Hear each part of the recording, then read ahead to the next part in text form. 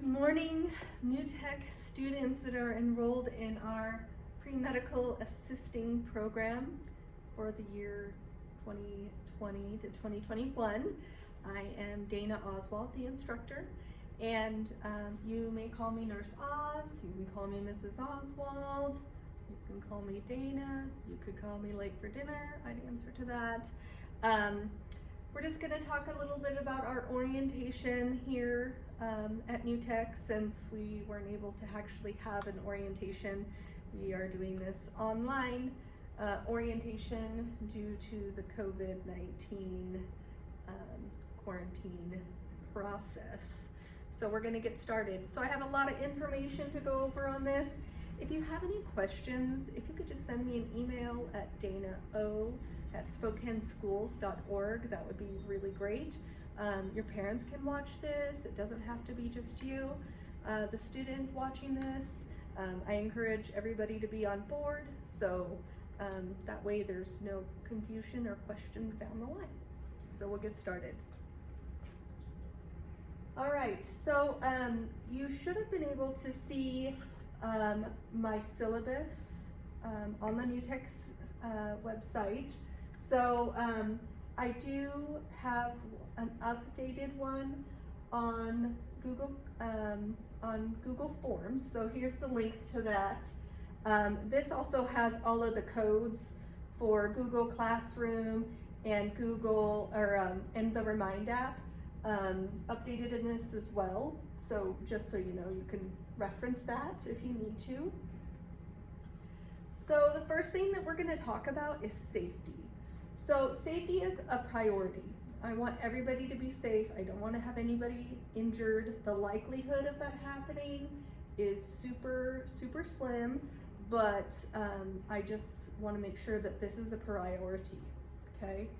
So going forward, on the first day of school, we will have a wonderful safety scavenger hunt that students will be participating in, as well as a fire drill, lockdown drill review as well on how that works and where to go in this building versus their home high school building. Students are also required to take bloodborne pathogens, HIV and AIDS training. This is a 7-hour state mandated training for anybody that works in the healthcare field.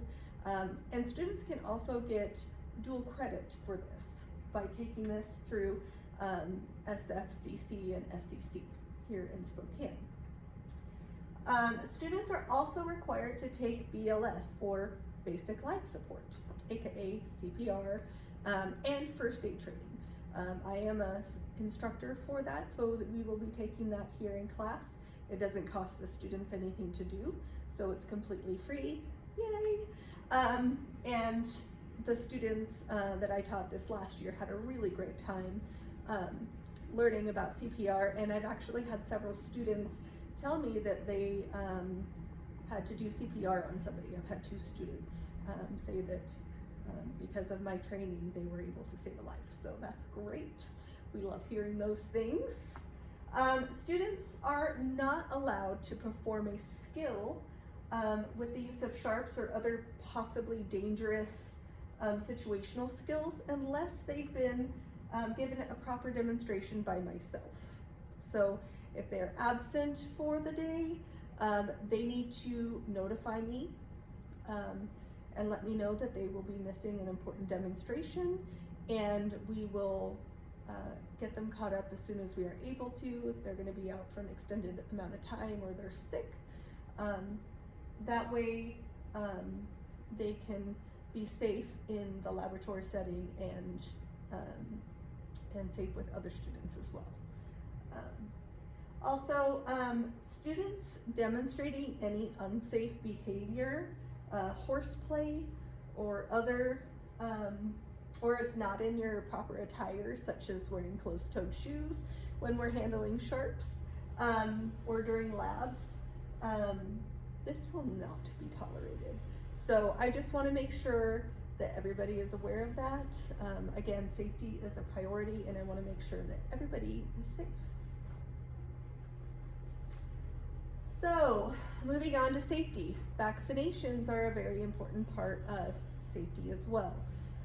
If we go to clinicals, which I'm hoping to get some more clinical sites this year, and we were not able to do clinical sites this last year, so hopefully the COVID situation has calmed down and we can do clinical rotations, which would be great and is very helpful for learning.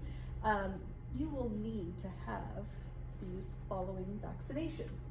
So the first one is a Tdap, okay? So this is a tetanus, diphtheria, and pertussis vaccination, so it's a combination vaccine, and it is given every 10 years. Typically, the last one you get before you are an adult is when you go into 6th grade. So if you've had your 6th grade vaccinations, you should be good, okay? The second one that is required is MMR. So this is measles, mumps, and rubella, and you have to have 2 doses of this, okay? So typically these are given at ages 2 and 4. So hopefully you had this as a child and you should be good, okay? Hepatitis B, okay? So this isn't necessarily a required vaccination. It's kind of optional, but working in the healthcare field, we are more risk to get infected with hepatitis B than other types of hepatitis. So this vaccination helps protect us against getting an infection that could be permanent and cause permanent lifelong damage. So hepatitis B has to also have 3 doses. So typically you'll get one at on the day of, and then a month later, and then 6 months later from your very first dose.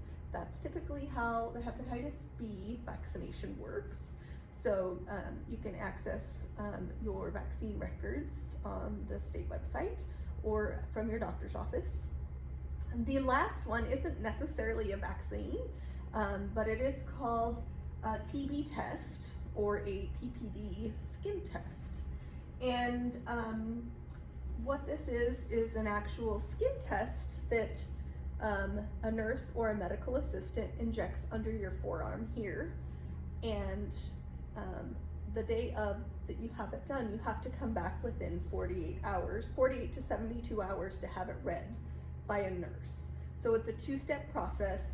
So you go in for your initial appointment, and then you follow up 42 to 72 hours later to have it read, and then they can give you a sheet of paper that says, yes, my TB test was negative, or it was positive, and we had to do what's called the quantiferin gold titer test. So this tests to see if you actually have had TB in the past or are clear of it. So sometimes if you're from a foreign country and you've had the BCG vaccination, that can interfere with the results of the PPD skin test. So if you are from out of the country, I highly recommend that you skip straight to the quantiferin gold test for that, okay? So again, 2-step process. You can either do a titer or you can do the 2-step skin test to make sure that you are free of TB. So we're going to talk about communication. So communication is super, super important to me. I really want to make sure that everybody is on the same page, that there's no questions. I want parents to be on board with everything as well. So the best way to reach me is at my email at danao@spokaneschools.org. And one of the things that I do here that I started in November of last year, and my sub had created a Google Classroom prior to me coming, and I kept that, and I am very glad that I got to keep that, because I would have not known what to do during this quarantine that we had to do for my very first year teaching. So I'm glad that I kept to that, and it has worked really nicely for me, and I really actually enjoy being able to post things on there for students to look at. I can post assignments, I can post announcements, I can post reminders about different things and whatnot, so students are up to date. And I am more than welcome, parents are more than welcome to join this too, to make sure that their student is doing what they're supposed to be doing. That way we're not trying to backtrack if you have a student that might be a little bit of a problem, okay? So I use Google Classroom to communicate important dates, tests, assignments, etc. with my students, okay? If you have a Gmail account, I've already sent you an email stating that you can join this, which I've had some students already do that, so thank you for that. If you do not have a Gmail account, because we are not associated as a school district with Google Classroom, you will actually need to create a Gmail account. Unfortunately, this is the downside to this, okay? And then use one of the following links for the classes that you are enrolled in, okay? So every student needs to use Google Classroom. This is a requirement, okay? And like I said, if a parent has Google Classroom or a Gmail account already set up, you can use that as well. A student doesn't necessarily need to have their own Gmail account, but somebody needs to have a Gmail account so they have access to all of the materials that I post on Google Classroom, because that is my main way of communicating with my students, okay? So the Google Classroom codes, if you are in the morning class, are HEXRGHV,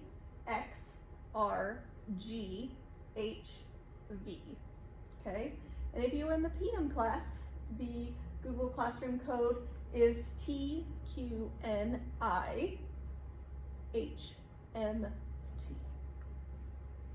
Ooh, my lights just turned off. Apparently I'm not moving enough. All right, so my classroom phone number is, actually, I think that works better. I think you can see me better, okay? So my classroom phone number is 509-354-7407, okay?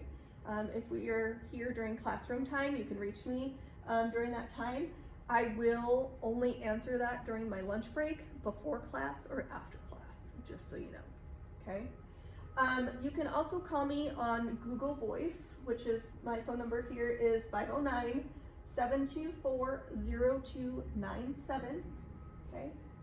If your student is going to be absent on a particular day or needs to communicate with me in any way, you can use these numbers here.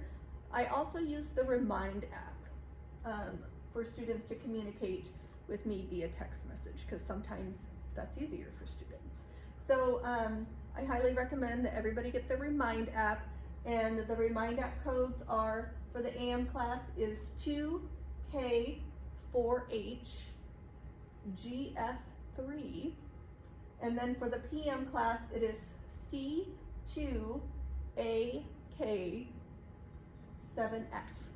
So hopefully you guys are able to see this okay? So that is a great way to communicate with me as well, especially if you're a student and you just have a quick question and you want to text me, that's perfectly fine to do so through the Remind app.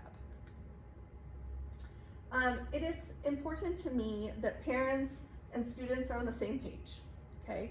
So I would like to have on file a parent email and a parent phone number. So sometimes what I've noticed this year is that students have come from outside of the school district of District 81, and not all of their stuff transfers through. So I have a really hard time tracking down those students, trying to get that information, trying to call parents, trying to get an email, that type of thing. So I'd like to eliminate all that confusion if I can.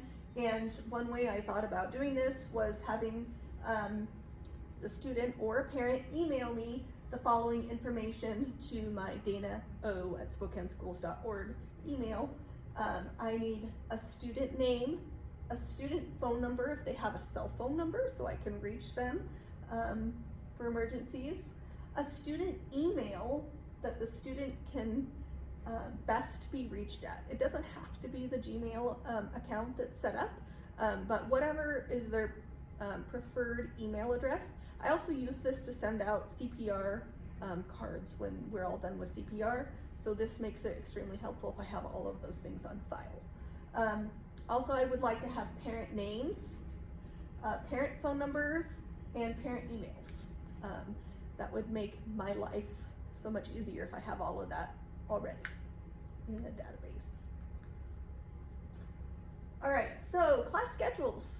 So NewTech Skills Center has 2 class sessions per day. So we have the morning session, which meets from 8:10 to 10:40 every morning, Monday through Friday. Okay, and then the afternoon session meets from 11:25 to 1:55 p.m. Okay, and I just want to note that actual arrival and dismissal times are based upon your home high school's busing schedule to and from our school at NewTech Skills Center. So it just depends on your buses. So if you go to Central Valley, you might be dismissed at 1:50 instead of 1:55, if that makes sense.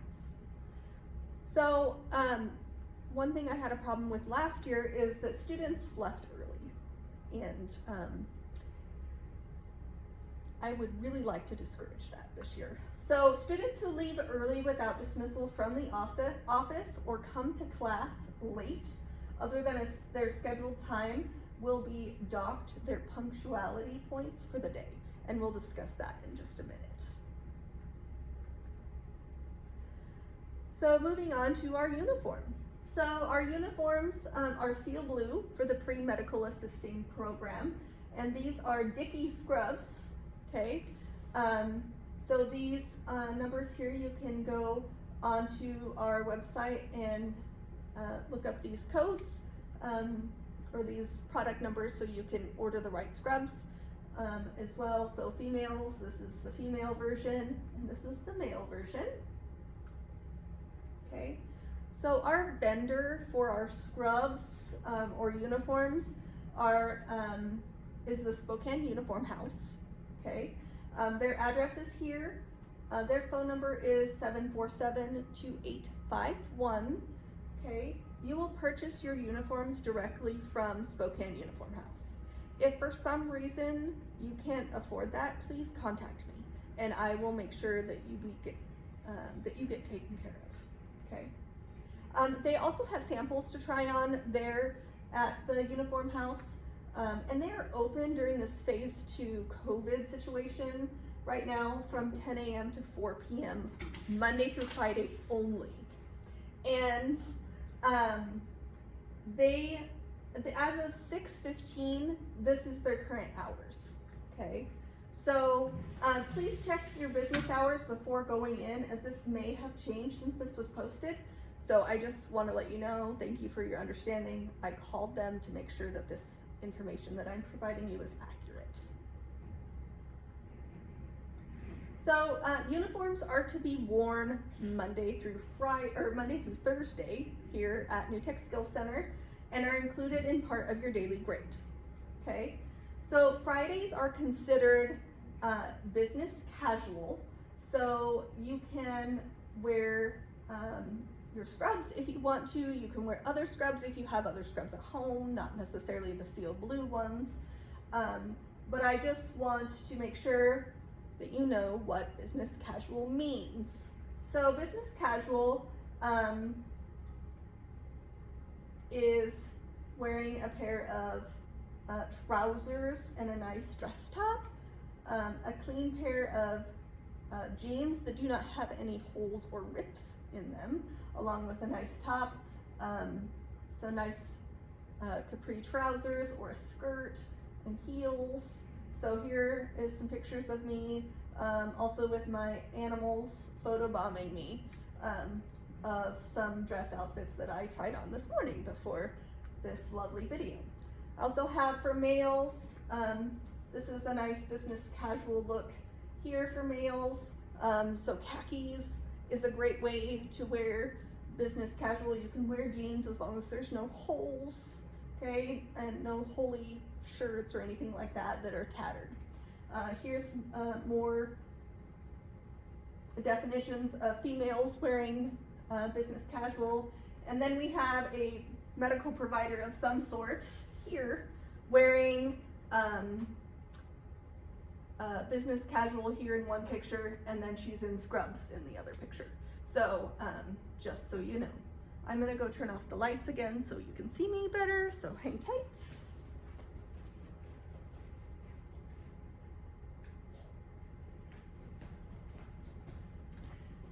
So now we're gonna talk about what is considered not business casual, okay? So, tube tops, okay? I had a lot of people come in wearing tube tops last year, and I'm not a fan, okay? So, crop tops, holey jeans or holey shirts, okay? Slippers, sandals, slides, short shorts, cut off jeans or shirts, mini skirts, and leggings. No leggings, ladies, okay? That is not considered part of a professional dress, okay? So here's some pictures. We got some leggings, we got a mini skirt with crop top, ripped jeans and a tube top, lots of ripped jeans here, ripped shirts with the arms cut off. This is not professional at all, unless maybe you work at a Harley Davidson shop or Cabela's or construction, okay? And then a holey ripped up shirt. Here's a picture of some slides and some distressed, cropped, cut off jeans. So we don't want to see any of these things in my class, thank you. All right, so what is required for this class? There's not a lot of requirements for this class as far as things that you need outside of this class. We provide most of the things that you'll need here in class. However, there are a few things that you might consider getting. The first thing is a watch with a second hand, which is required. This is so you can accurately take vital signs, okay? A 3-ring binder to keep all of your stuff in is required. Okay, we also make a portfolio, so this is very helpful at the end of the school year when we finish our portfolios, and you can compile all of the stuff that you've learned and present it to future employers or potential employers, or use it for graduation purposes, those types of things, okay? Also, white non-slipped closed-toed shoes are required, okay? So we want you to make sure that you're safe. We don't want to have any bloodborne pathogens or blood or body fluids or needles or anything like that penetrate your foot in any way. So those are a requirement as well. A pocket-sized notebook is recommended for clinicals. So this is nice for taking a quick note on a vital sign pad, on a notepad about vital signs or something, and then sticking it in your pocket and referring to it later or using it as a reference. Those things are very helpful. So the following other things that I have on here are not required. However, I recommend, if you're going into the medical field, that you purchase a higher quality stethoscope. It's not a requirement. I have stethoscopes here that you can use. I will say that they are not the finest quality. I personally don't hear very well listening out of those stethoscopes. So I prefer my Littman's stethoscope. So stethoscopes can range in prices. If you can't afford it, don't worry about it, okay? So just so you know, you don't have to purchase a stethoscope, but I highly recommend, if you're going into the medical field, that you have a good quality stethoscope so you can use it at home or outside of the classroom. Another thing that I recommend is getting a blood pressure cuff. A blood pressure cuff is extremely helpful to practice with your friends and family, taking blood pressures outside of the classroom. So then you get to learn how to do it and hear the sounds that you're listening for when it's in a nice, quiet, controlled environment, instead of sometimes our classroom can get noisy and students have trouble hearing the sounds that we're listening for. So those are some of the things that I recommend. Again, not required.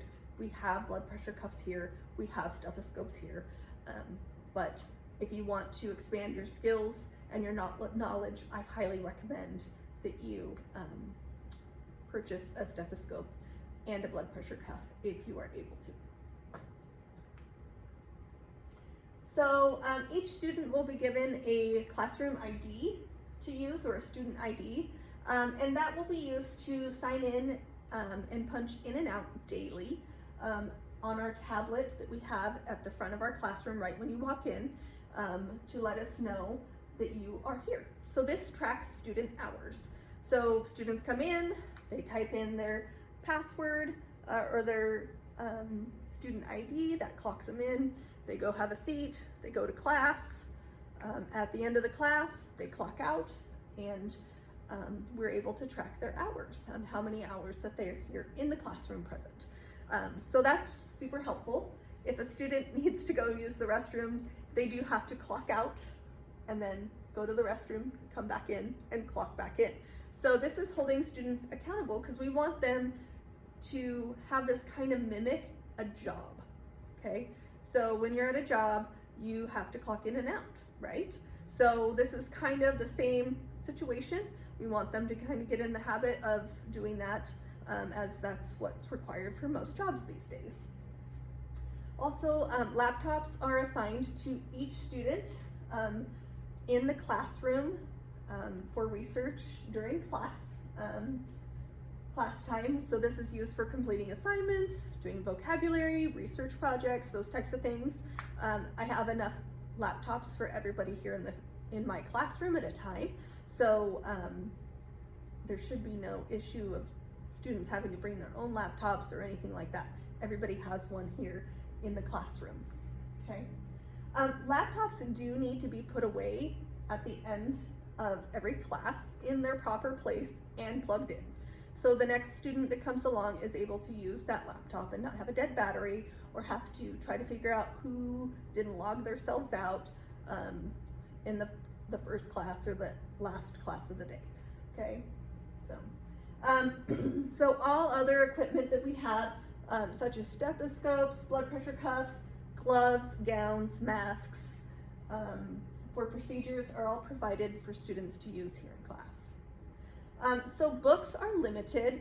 I only have enough for every student in the classroom to have one book, during a class. So not for both classes. So if a student feels like they want to check out a book for doing, let's say, vocabulary, homework, or something like that, they are more than welcome to check it out through me. There's a little form that they fill out, and then I sign off on it, and they take it home, and then they return it when they're done with it. So, so they just need to fill out that form before they check it out. So, sensitive topics.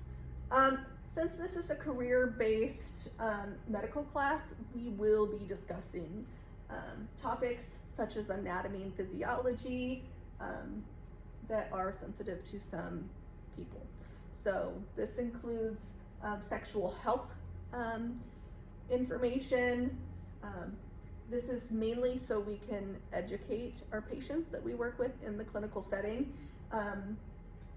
for our future patients and future jobs, okay? So this includes different types of sexual health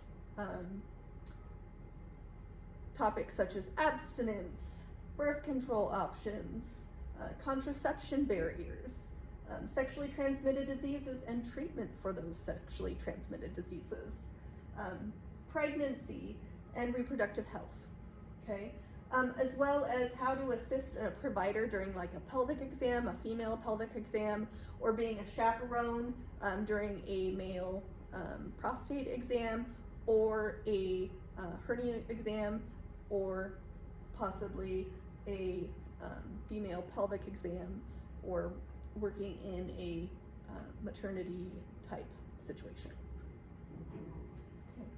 Okay. We will also be discussing vaccinations and why we use them in today's medical fields, and why they're important. So if you have vaccination questions or problems with that, please let me know. We also do take a field trip in the spring to the SFCC Cadaver Lab in the spring, and that was a great opportunity for my students this last year. We were able to do that before we went into quarantine, and my students absolutely loved it. I had lots of students who said that they were worried that they were going to pass out and that type of thing, and I didn't have any problems. It was very educational, and all of my students were totally engaged and they want to go back again. So it's a very fun trip to do. I do need help if you're a parent to have some chaperones as well. So parents are encouraged to contact me if you have any questions or concerns regarding these sensitive topics. Again, you can email me at dana@spokaneschools.org. So our daily point breakdown, okay? So each student in my class is awarded 5 points daily, okay? For the following things. The first thing is that they're wearing their uniform and they are dressed professionally. Their uniform is clean, they look nice and neat and presentable, their hair is combed, they look neatly kept, okay? The second thing is no cell phone use, and that their cell phone is put away. This also includes earbuds, okay? Punctuality, so being on time, not leaving before your scheduled time to leave, okay? Active participation. I want to make sure that all of our students are actively participating in our classes and being involved and connected with the instruction that I'm giving. And then we also have a daily assigned job task that each student is assigned to for the week, okay? And that they are responsible for doing and signing off on a piece of paper that they did their assigned job. So again, this makes up 5 points for the day. So this adds up to a total of 25 points that are awarded weekly to students. That is worth 30% of your grade. So it's highly recommended that you come to class prepared and ready to learn, wearing your scrubs, turning off your cell phone, and those types of things every day. So you get those points because that's a big chunk of your points and your grade. So my cell phone policy. Okay, so cell phones will need to be turned off during or placed on silent when you enter the classroom and you clock in. Okay, so we want to treat this like a job. So no cell phones are allowed to be out on tables once they enter the classroom. Okay, I do have a cell phone charging station that is locked up during class for students to put their phone, so there's no temptation to use or look at their cell phone during class times. Students need to put their phone in their assigned slot, which I will have for them, and students need to bring their own charging cord for this. I don't have enough charging cords for everybody's different types of phones. So I do have a couple power adapters for students to plug in their phone so they can charge their phone during this time, but I don't have cords for them. Students who do not comply with my policy will be given 3 chances to work on this, okay? So the first offense will be a verbal warning for them to put their phone away in the charging station, okay?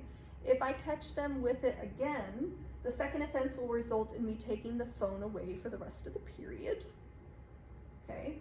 And then the third offense it will be resulting in me taking the phone, and a parent or guardian has to come and pick it up from the school. So nobody wants that, and then they will lose their phone privilege in my class voluntarily. I will make sure that they give it to me every day for the remainder of the year, if that happens. So grading. Oh, I'm sorry. Grading, my policy is as follows, okay? So we will be awarded 30% for daily points or weekly points in my class, 30% for technical, practical, and hands-on skills, 20% for homework and group projects, and 20% for test and quizzes, okay? So late assignments will be accepted with a 10% deduction in points per day that the assignment is late. Now this doesn't count if your student misses class and they have an excused absence for some reason. They had the flu or they had COVID-19 and they were at home recovering for 2 weeks in self-quarantine. We will make sure that they have ample of time to make up the stuff needed that we do in class, okay? So makeup work will be accepted for the excused absences only, equal to the number of days they missed in class. If a student refuses to take a test or is caught cheating on a test on the day of an exam that is scheduled, they will receive a 0 for the test. I also use sim charting for the medical office. This is an online requirement that we do.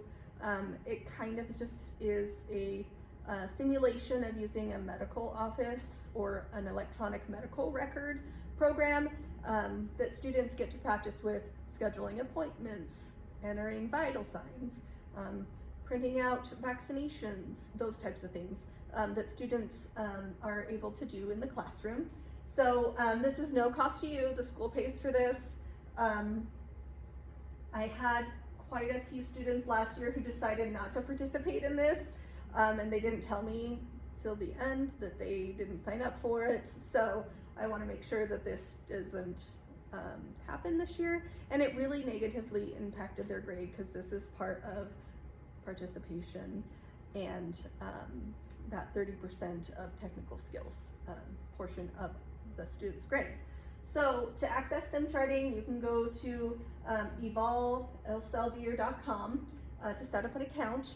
This is my classroom code here. It is 119226 lower dash or underscore D Oswald 28 underscore 1001. Okay. So once class begins in the fall, I will give each student an access code to be able to access this. If a student has problems accessing this or chooses not to access this, they need to let me know because it makes my life so much easier, and I'm not trying to hunt down codes that were never redeemed and whatnot, okay? HOSA. So HOSA is Future Health Professionals. It used to be Health Occupations Students of America, but now it's known as Future Health Professionals. It is a student-led organization to help prepare students that are interested in working in the healthcare field to gain leadership skills and to be successful in the workplace. So the pre-medical assisting program here at NewTech Skill Center is based on the frameworks set forth by HOSA and the state of Washington. So this is something that we have to do as a school to keep our program running, okay? It is important to recognize that this in our classroom and with our own chapter and our leadership opportunities that come with this, okay? Students have the opportunity to gain valuable leadership skills and the chance to compete at the state and national levels, as well as qualify for college scholarships. So this is a great opportunity for students to learn leadership skills and gain confidence in their knowledge of different medical processes and skills as well, okay? So I put the web address here, so hosa.org/about, and then we have a state HOSA page, which is wahosa.org. You can check that out. HOSA is 100% healthcare based. So we want to make sure that these people get the credit they deserve to use the frameworks that they've created with the state of Washington to help keep our program running. So professional development. Many students can gain knowledge or skills through learning outside the classroom, hands-on learning, or a variety of other learning in some other ways, okay? Some of these ways can be through HOSA, okay? These are ways that we want to keep our professional growth growing, okay? Making sure that we are growing as a professional in the medical field. So HOSA is a great way to make sure that we stay on top of our game. Shadowing a medical provider or medical professional of some sort. It could be a nurse, it could be a CMA, it could be an ultrasound tech, or anybody that's related in the healthcare field in a clinical setting. Okay, so seeing what they do every day to make sure that, yeah, this is what I want to do. I want to be an ultrasound tech, and you know what? I want to do this, so I want to go see what this is all about and make sure that this is the step in the right direction that I want to do, rather than doing all the school, get there and be like, oh, this really isn't what I thought it was going to be. Okay, so we want to make sure that students have those opportunities. Okay, worksite learning is a great opportunity. So these are opportunities that students find outside of the classroom. Okay, so you're getting paid to work and learn at the same time. So maybe that could be working as a receptionist at a medical office for Chaz or Providence, or those types of things. Those are great first-time jobs for students to do after school. Okay, having guest speakers come and speak to us in our class, which is a great idea and a great way to learn as well. Volunteering, just in general. If you want to go volunteer at a nursing home. Go volunteer at the local blood bank, those types of things, okay? There are many more other professional development opportunities. If you have any ideas, please let me know, and you can email me, again, at dana.o@spokaneschools.org. So dual credit. Students who successfully complete our 7 hours of training required for the Washington State and pass a written exam for bloodborne pathogens are eligible to receive dual credit from the community colleges of Spokane. Yay! Free college credit. Okay, all students will be registered to receive this dual credit regardless whether you choose to go to Spokane community colleges or not. Okay, this is especially helpful if students plan on pursuing a career in the healthcare field. Okay, you're going to need this regardless. PowerSchool. So student information, including grades, attendance, is only accessible via the Spokane School District, Public School District's online PowerSchool system. You must access PowerSchool through NewTech's website in order to look at grades. Okay. So if your child attends Spokane School District, high school in the Spokane School District, you would use the same username and password that you've been using to access PowerSchool. Okay. If your child does not attend Spokane Public School District, one of our high schools, Polly Lunt is our data processor, and she will be setting up both a parent and guardian and student accounts for you. And a letter will be sent home during the first few weeks of school with your PowerSchool login information, as well as information on how to access PowerSchool. Expectations. So a medical assistant, by definition, is an allied health professional who supports the work of physicians and other health professionals, usually in a clinical setting. Okay? Becoming a medical assistant requires training, discipline, and initiative. This class will prepare you or prepare students to be successful in pursuing a career in healthcare. Okay? So some of the things that we really strive to do here at NewTech Skill Center is to set examples. So one of them is integrity. So caring for others requires trust, honesty, and upholding the highest of moral values. Okay? This is critical in healthcare. You have to be able to develop a high sense of integrity if you're going to work in healthcare. Respect. So this is a foundation of the class. Treating classmates, teachers, and property with the utmost respect at all times. Again, you should be treating patients in the clinical setting with the utmost respect as well. Okay. Teamwork. So working well with others and working together is essential. So learning and managing different work styles is expected. Not everybody learns the same way. Okay. So we will focus on your personal learning style. Okay. And learning to wear different hats for different situations, okay? So that will get you far in life, okay, in general, not just in the healthcare field, okay? Success, so a positive attitude goes a long way, okay? Come prepared and be ready for work. Try different ways of doing new things, okay? Or solving a problem, okay? And prioritize your work, and so make sure that your time management skills are good, because you're gonna need them if you're going into the healthcare fields. Students are only permitted to wear NewTech scrubs to class in clinical volunteer opportunities, field trips, and Welcome Wednesdays, okay?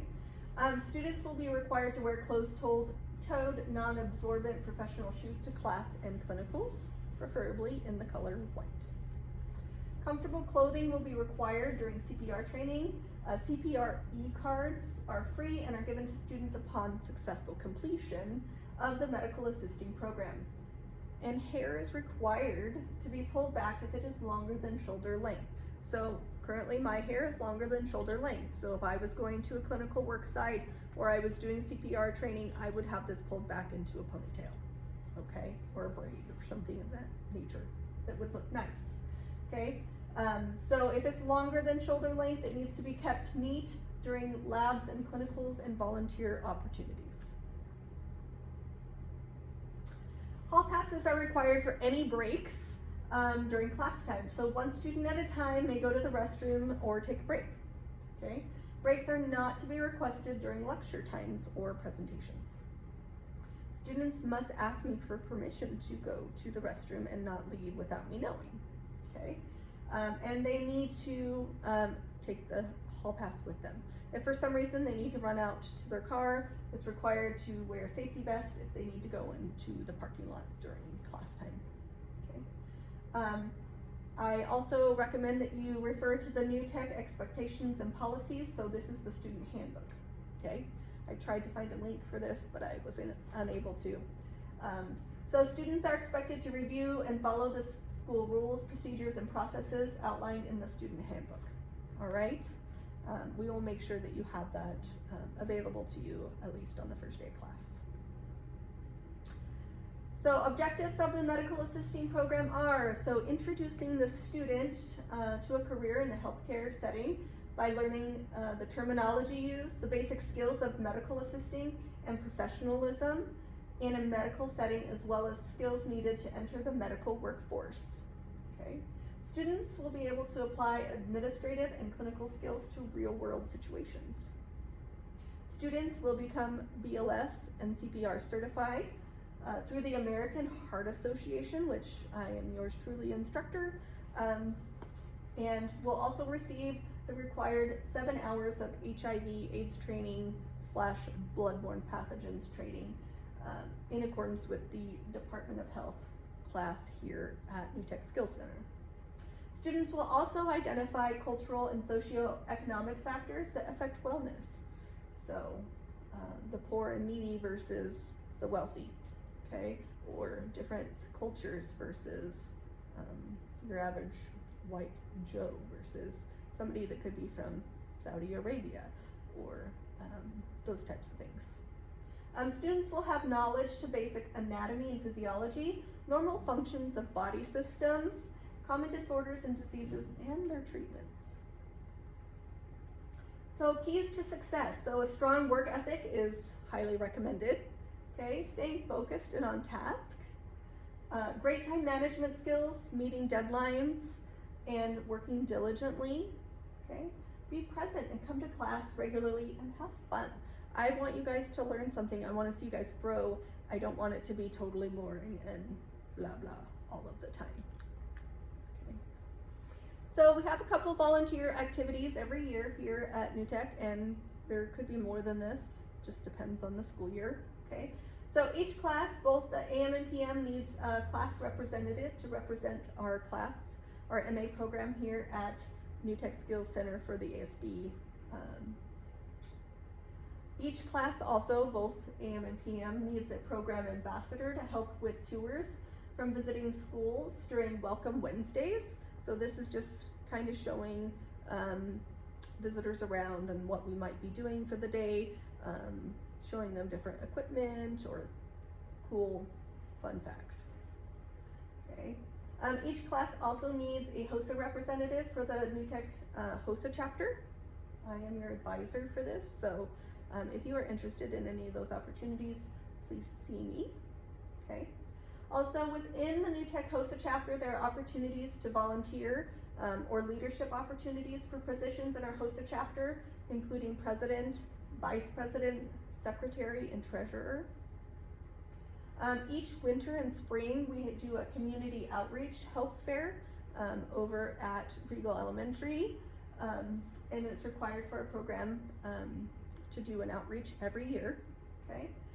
Sacred Heart also has one Saturday a month that is, we as volunteers can go and help sort medical missionary supplies for future medical missions that Providence is sponsoring. Hi, sorry.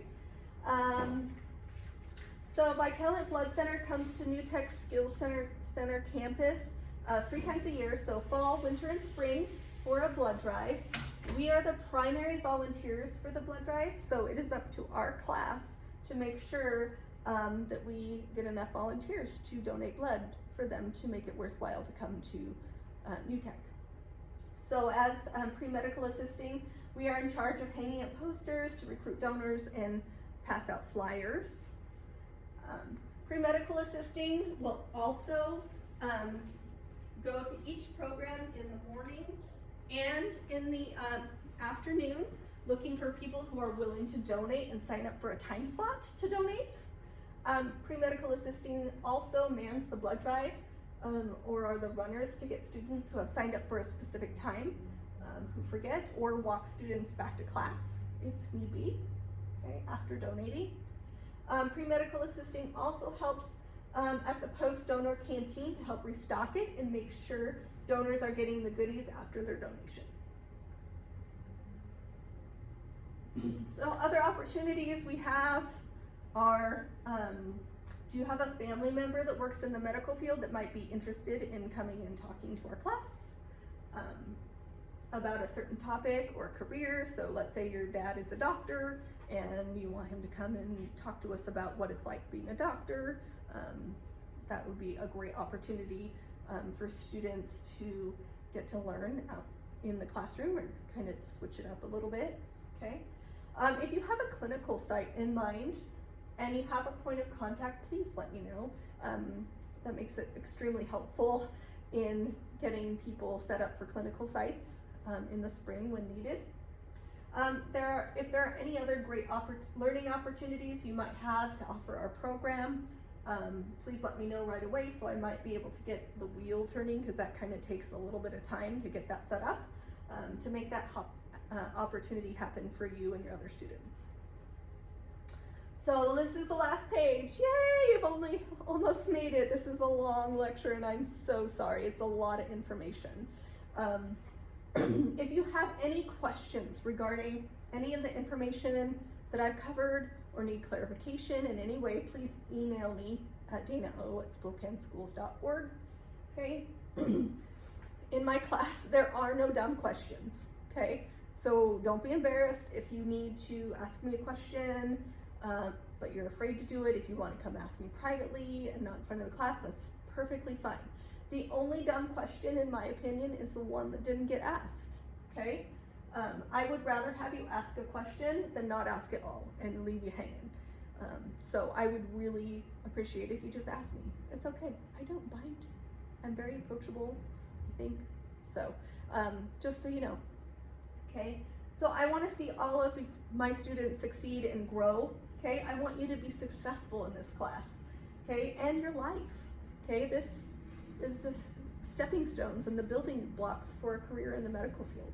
So I want to see what happens in the future. I want to see you grow and learn and do great things, okay? I do have an open door policy, so if you need something critical is going on with your life, you're having difficulties, please come see me. I would love to try to help you out, problem solve if need be. Everything is confidential between you and me, so don't be afraid to tell me what's going on in your life, okay? I am very understandable. I try to be down to earth with my students. I get that stuff happens. Life happens, okay? I get that. So last but not least, I want you to learn, grow, and have fun doing it, okay? So I hope you enjoyed my wonderful orientation PowerPoint. I apologize for it being so long. It was quite a long one. So if you have any questions or you need clarification on anything, again, please let me know. And parents, if you want to reach out to me, I would love to hear from you too. Take care. I will post this on my YouTube page as well, which is Nurse Oz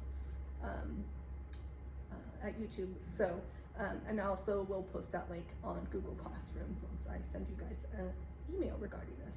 Thank you for listening. Thank you for your patience. And I'm sorry it was so long. I can't wait to see you guys all in the future. And I'm sorry about not being able to do this in person. That would have been so much better. All right, thanks guys. Bye.